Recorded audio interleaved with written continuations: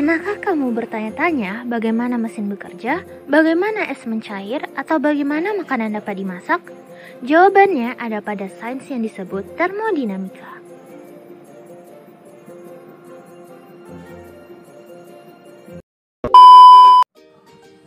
Hukum nol atau zeroth law. Hukum ini menyatakan bahwa dua sistem dalam keadaan setimbang dengan sistem ketiganya. Maka sistem ketiga tersebut dalam keadaan yang juga setimbang satu sama lain.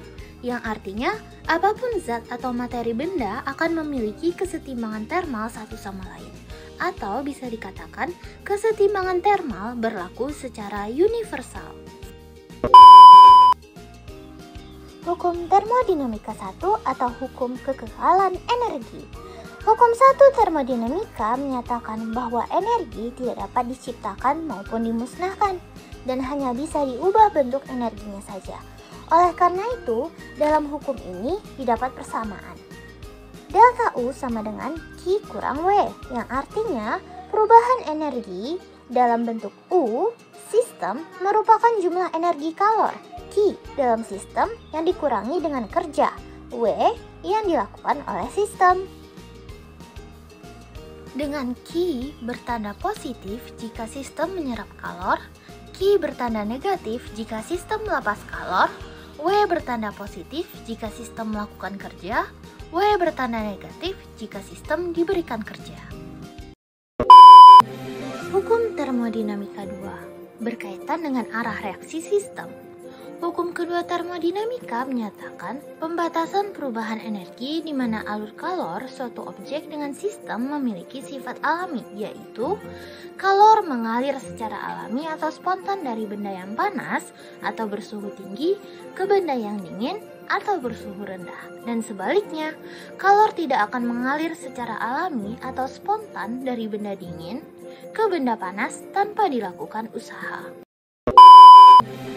Hukum termodinamika 3. Hukum 3 termodinamika menyatakan bahwa suatu sistem yang mencapai temperatur nol absolut atau temperatur dalam Kelvin, semua prosesnya akan berhenti dan entropi sistem akan mendekati nilai minimum. Selain itu, untuk entropi benda berstruktur kristal sempurna pada temperatur nol absolut bernilai 0.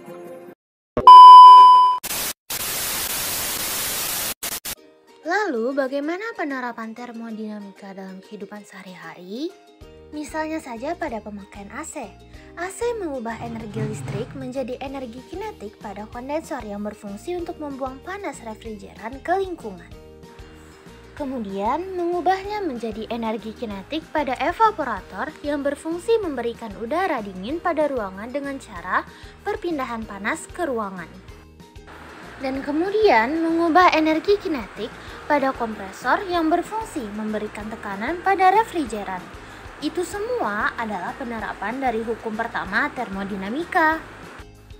Sedangkan penerapan hukum termodinamika 2 pada AC terlihat bahwa AC tidak dapat secara alami atau spontan mengalirkan kalor dari suhu rendah ke suhu tinggi. Diperlukan terlebih dahulu usaha atau kerja. Berapa besar perubahan energi dalam jika 3000 Joule kalor ditambahkan pada sistem dan kerja 2000 Joule dilakukan oleh sistem, yaitu sebagai keluaran